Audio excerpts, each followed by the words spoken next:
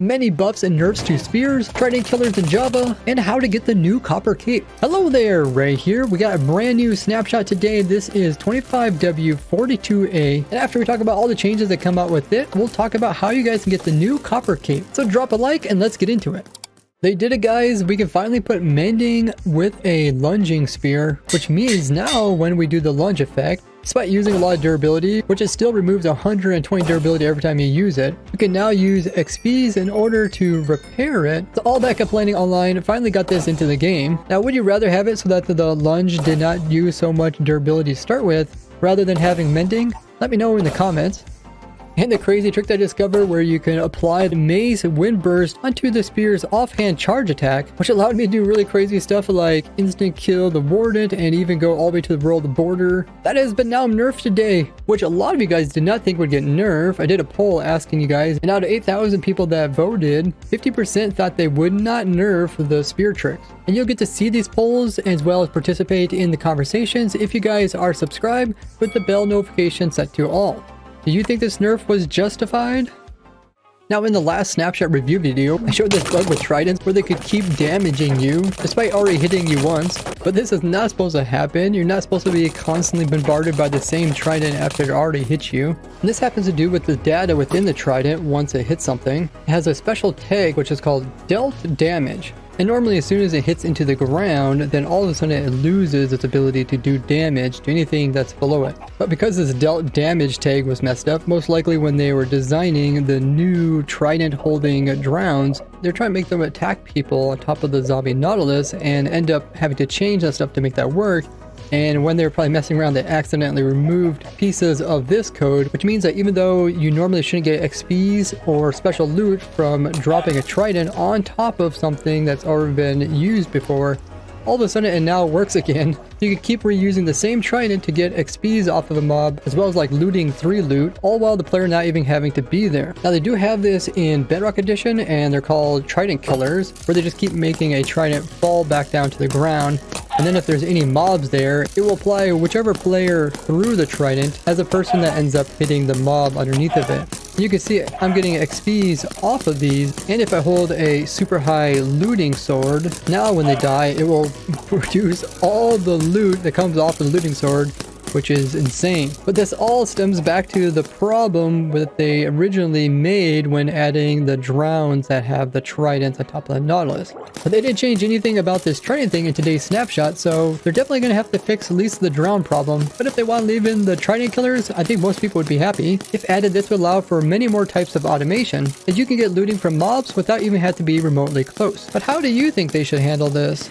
They removed the ability to charge and hit mobs through walls, probably because this is supposed to be like an actual physical barrier they're not supposed to be able to hit through. But it was fun while it lasted. You don't have to worry about accidentally breaking your item frames off when using the charged spear now, as they remove that ability.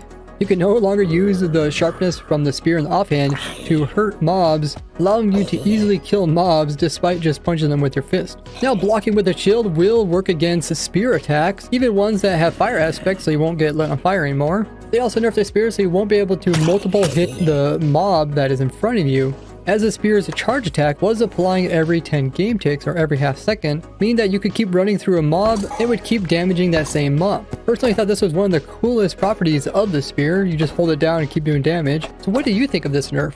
Giving yourself a high level of lunge enchantment using creative will no longer cause the game to lag extremely bad. So if you want to make some crazy parkour maps, then go for it. With the new gold items like the spear as well as the Nautilus shell, piglins will now see these as being gold items and they'll actually pick them up and store them away. But there is this other problem that the nether is actually considered the overworld, and the piglins will actually get converted into zombified piglins just by being in this biome. During my stream, I also noticed that zombified piglins that spawn out of portal blocks in the overworld will be holding the new gold spear instead of a gold sword. I showed how you can use furnaces to smelt down the new Nautilus armor, but now we can also use blast furnaces to convert these non-renewable items into nuggets. Also, if you're wondering how to get the netherite Nautilus shell, you have to upgrade a diamond one that you find inside of a chest with a smithing table in order to get it, which probably means we're going to get netherite horse armor by upgrading our diamond horse armor, although right now we can't stick it inside there. Do you think they should add in netherite horse armor into the game? It's now possible to ride Nautilus off of land. Just in case you got stuck on land, you can get back off and into the water again. Otherwise, before, as soon as they get on land, then you would just end up not being able to get them back into the water unless you hopped off of them and pushed them. Nautiluses, as well as zombie Nautiluses, will now naturally despawn just like they can spawn in. The zombie horses and zombie Nautilus can now spawn in peaceful mode.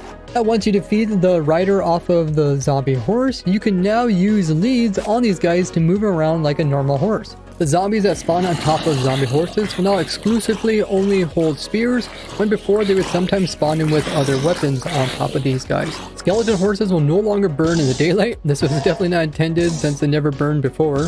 Lightning will once again be able to deoxidize blocks that are beside it, when before it was just leaving them like normal.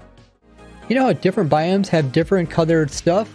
So like this grass here looks different than this grass over here in the jungle compared to the forest. And this same thing is done with other things like water and fog. And these are all known as environmental attributes. This ability to change the color stuff depending on its attribute is now accessible for pretty much everything in the game. So you can make a wide variety of different variations of things in the game and make them change depending on what type of attribute they have. Now this is in probably preparation for the Java edition in order to get the vibrant visuals like Bedrock. This is probably just an easy way for them to kind of like do this to all the different biomes and color stuff without them having to individually redo the textures. But they said they will be adding in some very experimental ones, so it'll be interesting to see what they do. And they list out all the different types from clouds to lava, so I'm sure modders will have fun with all of this. Although if you're a vanilla survival player, you won't really notice these changes. If you would accidentally have an effect on your character when you log out into the game, whenever you tried logging into the game in the new snapshot, this message would come up saying connection loss, invalid player data. And because most of my worlds I have night vision turned on automatically, pretty much every single one of my worlds I could not access during the snapshot, but this is finally fixed today, which is really cool. And Minecraft also fixed these other behind the scene bugs related to bugs that came up during the snapshot, as well as other visual problems. And Bedrock Edition just got the preview for the Mounts of Mayhem update. This includes the Nautilus, the armor, the zombie Nautilus, the spears, as well as the zombie horses. The Bedrock Edition people can play around with the new stuff. You can finally get your Minecraft Copper Cape today. Over the past week, Minecraft's been running these challenges, but the first one we had to place down 75 million copper golems as a community. Then we had to have them organize 500 million items, and this would get us the new plushie for Bedrock Edition, new skin for Java Edition, as well as new slippers for Bedrock Edition, and a new skin for Java Edition. But the third challenge is now available, and that will actually get the cape. And unlike the previous two, which you didn't have to participate in order to get the items, you do have to participate if you want to get the copper cape. So do this one right away and let all your friends know about it so they don't miss out on it. Now you want to get this cape before October 20th, so before next week's Monday. After that, you won't be able to get it. And you can see the cape actually looks really cool. Not only does it have like oxidized and normal version and some in between, but when you open it up and it's elytra, it looks like the copper grades, which are like little holes in between. That's really nice. So there's actually 3 different ways you guys can get this cape. The first one, you just have to watch my Twitch or TikTok live stream, which I will be live streaming both those platforms right after this video goes out with the link down below. So just hop over there and watch for 5 minutes, and then you'll be given a code in your notifications on Twitch, or in the top left hand corner on TikTok mobile. You will also be given a little notification that you just click on, that will also give you the code. But no matter where you get your code, you just go to the Minecraft redeem and you put your code in after logging into the account that you want it to be placed on. And you want to make sure you use the code up before November 19th. And then the cape will show up on your account by the end of the month. The next way you can get the cape is in-game. It has to be in the Bedrock Edition game, and you have to place in a copper golem statue item. Now if you don't already have one of these, then what you want to do is place in an oxidized block that's copper and place in a carved pumpkin on top of it, and that will produce one of these guys.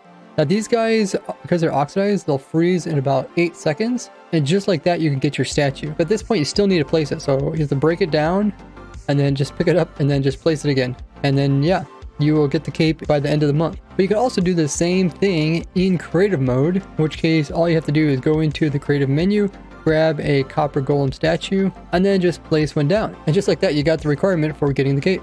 And if you want tons of oxidized blocks or ways to automatically wax or de-wax them, we did make this really cool machine here, which lets you AFK and get all the different oxidized blocks in the game. And this weekend, we'll be coming out a video where I show you how you can make an automatic copper statue farm for all you guys that want to get tons of those lovely guys. The last way you can get the cape is kind of an interesting one, but if you go to the MCC event at the TwitchCon San Diego, which is between October 17th and 19th, and if you go up to the Minecraft booth there, you can get a physical code which you can redeem for the copper cape. Let me know which way you're going to go for the cape. Now come get your cape by watching my Twitch live stream or my TikTok live stream with the links down in the description. And big thanks to all my supporters here on screen, and I'll see you guys all over there. Bye bye!